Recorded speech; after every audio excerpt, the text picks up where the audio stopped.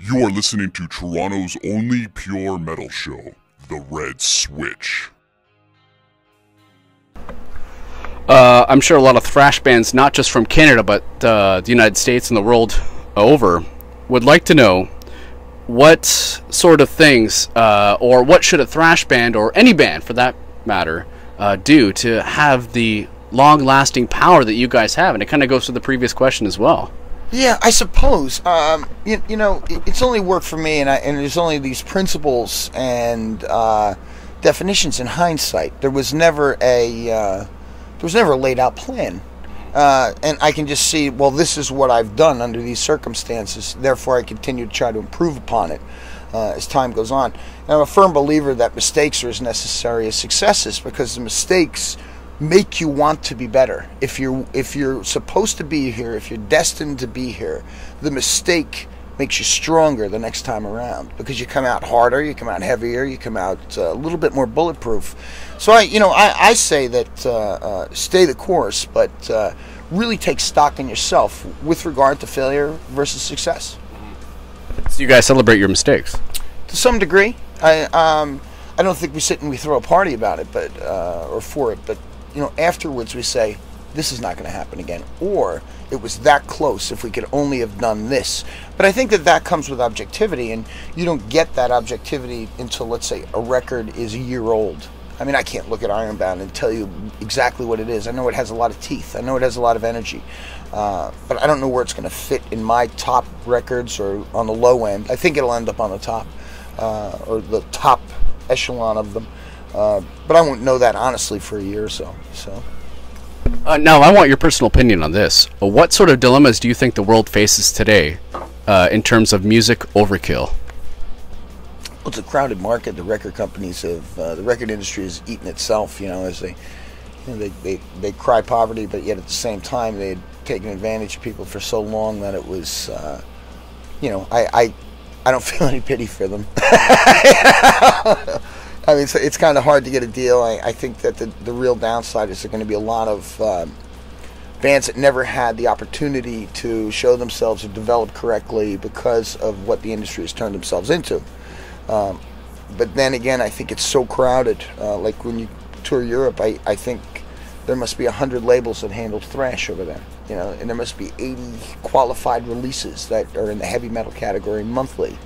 And man, that's a crowded market to try to find some room in. So I think that's kind of the state of it right now. I think to some degree healthy, but I think everybody's trying to say, oh, there's a few euros or a few dollars or a few pesos to make. Let's get a spot.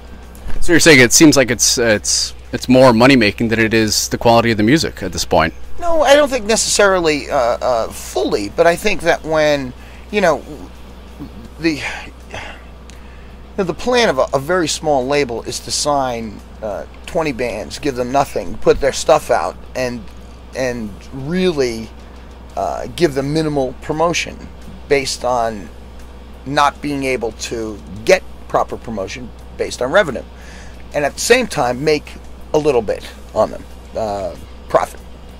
Bigger label, we're on Nuclear Blast, for instance. It's totally different. When you go into Nuclear Blast, it's a metal promotion machine through Europe. I mean, it's metallic. There's 60 people who work there. Every one of them's wearing a black T-shirt with a logo on it, so you know that they're into it. No suits. No suits. No suits. I remember in '93, I was sitting down at Atlantic Records, and a guy was telling me, the promotional campaign. He had a suit and a tie on. I looked at Dee Dee and I said, "We're fucked." You can just tell right away. Yeah. But I think that I don't think that it's not about quality of music, but I think that in some cases, when it gets to really lower echelon stuff, it's more about quantity than quality. Simple question: why thrash? I don't know. It just so turned out to be so. It's probably the we were always attracted as kids to that heavier kind of stuff. I've always considered us the bastard child of the new wave of British heavy metal and punk rock. I mean, I pogoed before I stage dove, so I mean, It was like you can go down and hang out when I was in high school and watch the Ramones drink beer out of bags on St. Mark's Place in Manhattan, So I mean, that's kind of where I came from. And when that new wave of British heavy metal came in, riffing the Iron Maiden stuff, the Angel Witch, Tank, Tigers of Pantang, all this stuff, we were kind of mixed both genres. These were two things that we really liked, and I think that's why it became thrash. I don't think we ever picked it. I don't think we ever created it, but I do think that when you mix both together, you get pigeonholed by people who listen to it. It doesn't bother me that they pigeonhole us. I mean, I just kind of consider it energetic metal. Yeah. But, you know, I use the word thrash. As a thrash band, sure we are. I mean, obviously this is the definition. Yeah. But it was never chosen. It was just, I think, handed over or designated to be a band like us. Yeah. I'm going to assign myself as the unofficial ambassador for Toronto, for Ontario, I guess I should say. You guys just came back from Montreal, right? Yeah. Now, 2 days in Quebec. Yeah. What do you think of when you think of Canada? Well, the good and the bad. I did heavy MTL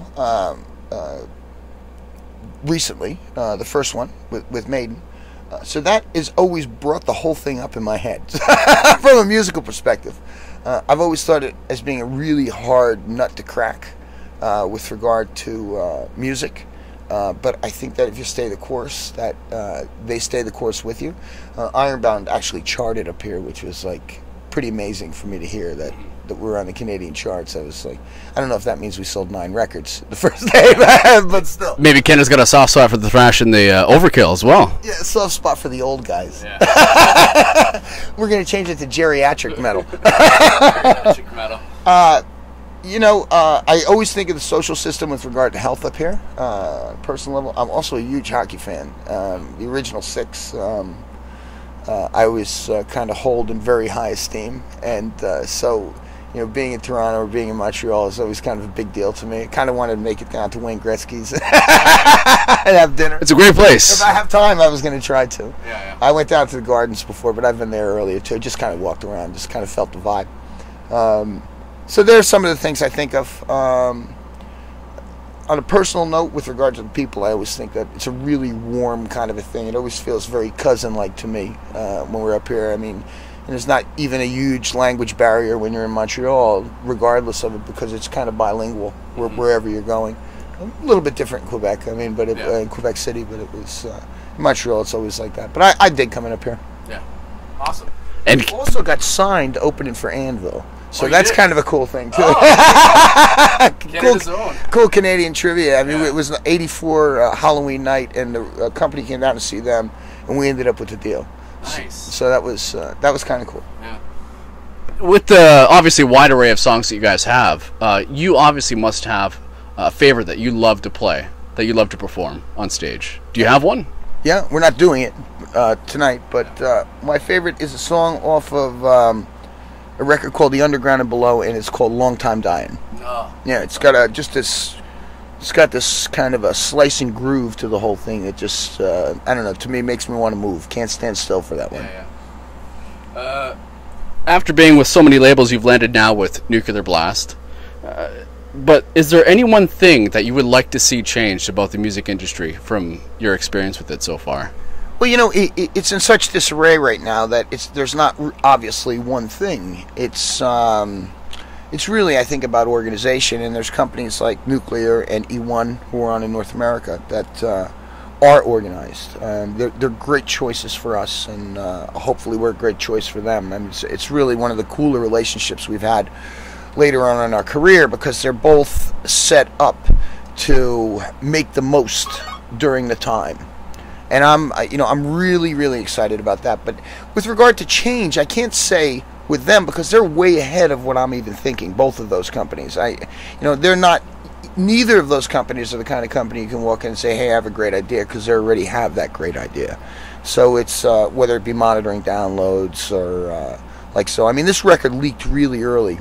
Yeah, we delivered in. We delivered November 1st. I think it was out by Christmas on the internet. No way. Yeah, so it leaked Those guys were quick.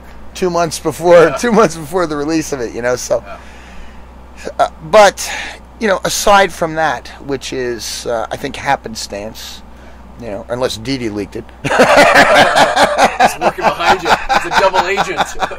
I'll know when he sends me a check at the end of the year. Yeah. But I think both of those companies are great choices for us based on the fact that they're that far ahead. Mm-hmm. What's next for yourself and Overkill after Killfest 2010. Well, this really goes all the way through till December. Yeah. For the next year.